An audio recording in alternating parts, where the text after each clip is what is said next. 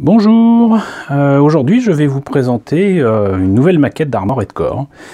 Il s'agit du Crest CR C90U3, qui est donc apparemment la deuxième maquette après le Mirage Gaia à rejoindre la collection de maquettes Armored Core. Alors désolé, je vous ai présenté tout ça dans le désordre au début, mais c'était parce que je vous présentais tout simplement ce que j'avais sous la main.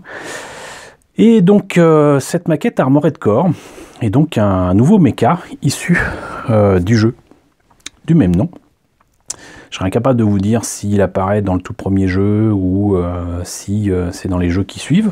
Mais en attendant, donc c'est une maquette de 2006 d'un jeu qui avait commencé quand même en 1997.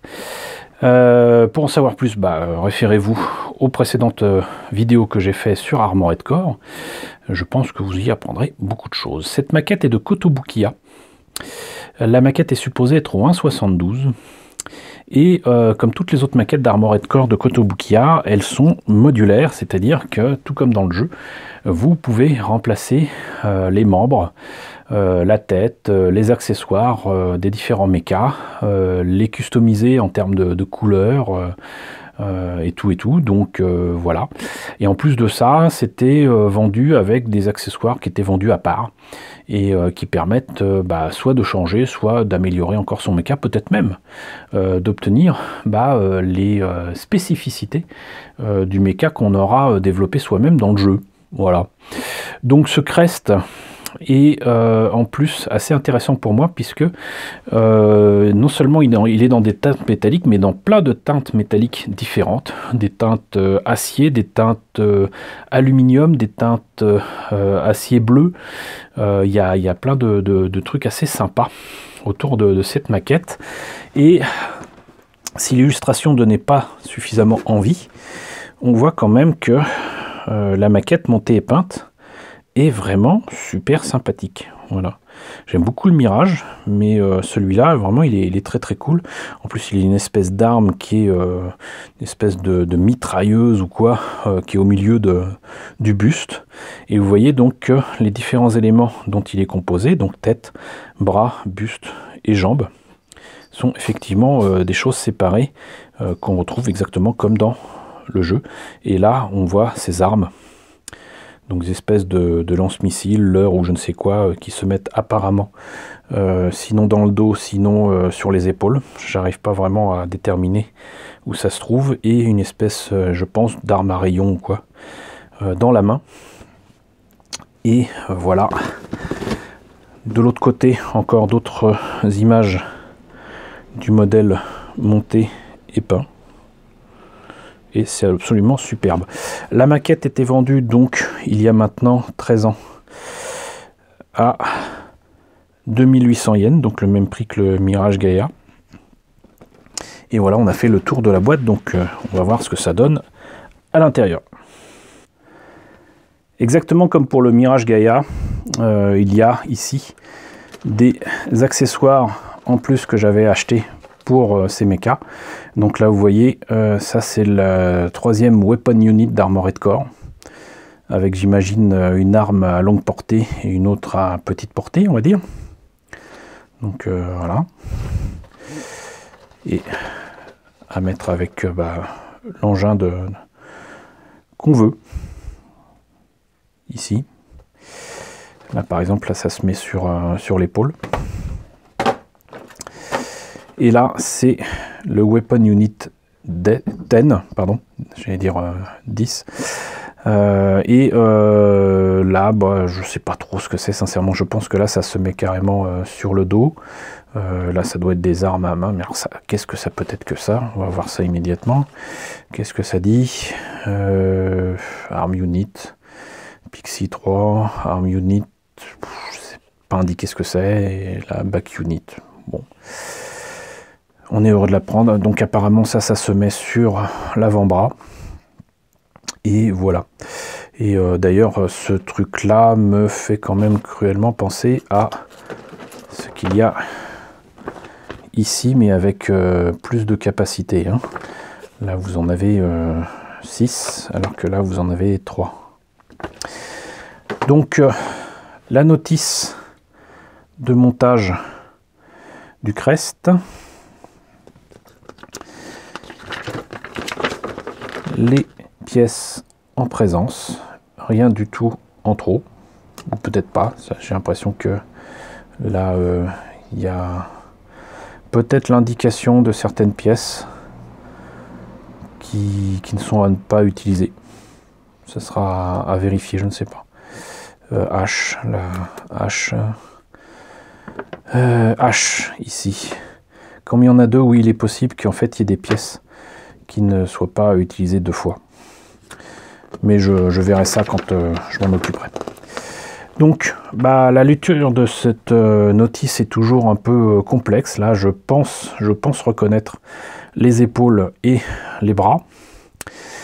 Ensuite, nous avons, si c'est comme pour le Mirage, les jambes, avec toujours donc des pièces là qui évitent quand même d'avoir les jointures. Si ça avait été la jambe telle quelle, on aurait vu des jointures ici, donc on rajoute ça dessus, ça c'est super, ça évite de passer du temps à poncer, à mettre de la poutie qui n'existe plus. Voilà, ça c'est bien, ça c'est le reste du pied. Là on a donc les différents éléments qui composent le crest, encore une fois des photos mais presque en noir et blanc, d'un méca quand même très monotone en termes de, j'allais dire de couleur, mais en fait c'est des teintes acier, des teintes métalliques. On finit les jambes, on attaque apparemment la tête. Ici on attaque le buste. Voilà, c'est une pièce quand même plus compliquée qu'il n'y paraît. Avec encore une fois donc beaucoup de petites pièces sur des grappes un peu grosses, je trouve. Ça, c'est à mettre dans le dos, c'est les armes. Les armes, on continue avec en plus les mains que je trouve un peu simplettes. Un peu simplettes les mains. Voilà, donc l'arme ici, apparemment, on la met dans un sens ou dans un autre ou pas? F30, F31, oui, c'est exactement la même. Donc il faut choisir dans quel ordre on va la mettre, si le robot est droitier ou gaucher. Donc main ouverte, main fermée. Et au final, ça doit donner ça. Et là, quelques conseils de wavering. De wavering, de patine poussée ou de patine pas poussée. Donc voilà pour la notice. Alors non, je n'ai pas sorti les pièces de leur grappe, vous m'en voyez, désolé. Mais on va essayer de trouver quelque chose pour montrer que c'est quand même plein de petites pièces et plein de beaux détails. Là, ça va être difficile, avec des pièces aussi sombres.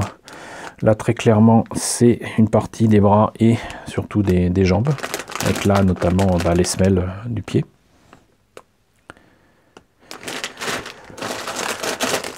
Là, je crois reconnaître l'arme principale. Et vous voyez que donc, c'est pas mal du tout en termes de détails.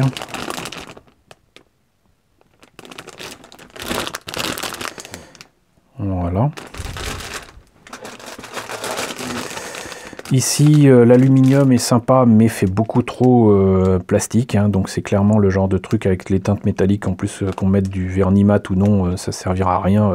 Ça fera toujours plastique. Donc ça, c'est vraiment à peindre. Et je me ferai un plaisir de le faire avec toutes les teintes métalliques et toutes les peintures métalliques que j'ai. Les polycaps. Là, les mains, qui heureusement sur la grappe paraissent quand même beaucoup plus belles que sur la notice. C'est tant mieux. C'est vraiment tant mieux. Une partie du buste, j'imagine.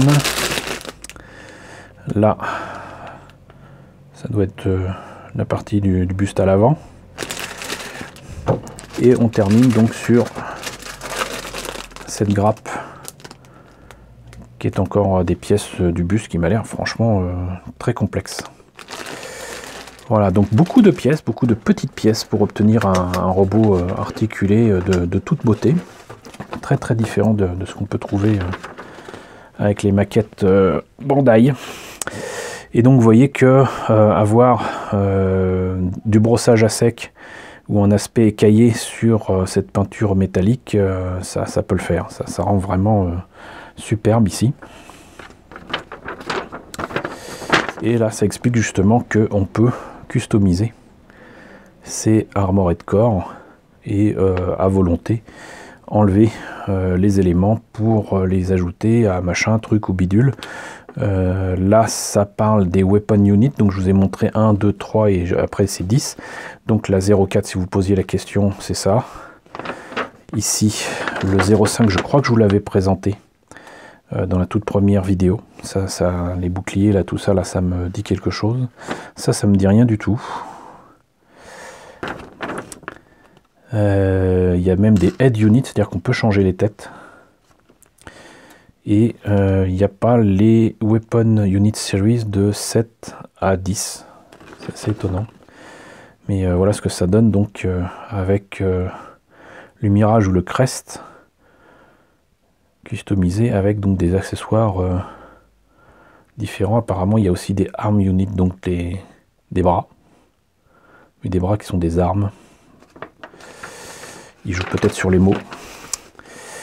Et là on a les Unit Series 1, 2, 3, 4, 5, 6, donc qui ont déjà été présentés. Les têtes 1, 2, les bras 1 et 2, donc ça se répète par rapport à tout à l'heure. Et donc là ils annoncent ce modèle qui est le Selena. Je crois que je suis pas sûr.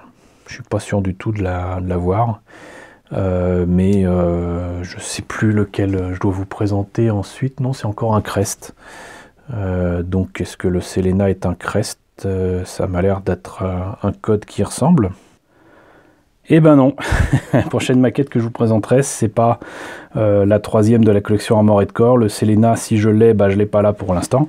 C'est encore un autre Crest et qui est le je sais pas quoi écrit en kanji version.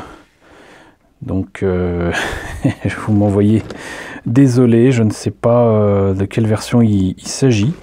Peut-être d'un jeu plus récent que celui-là. En plus, la maquette en question que je vous présenterai donc la prochaine fois date de 2007, donc a été faite un an après celle-ci.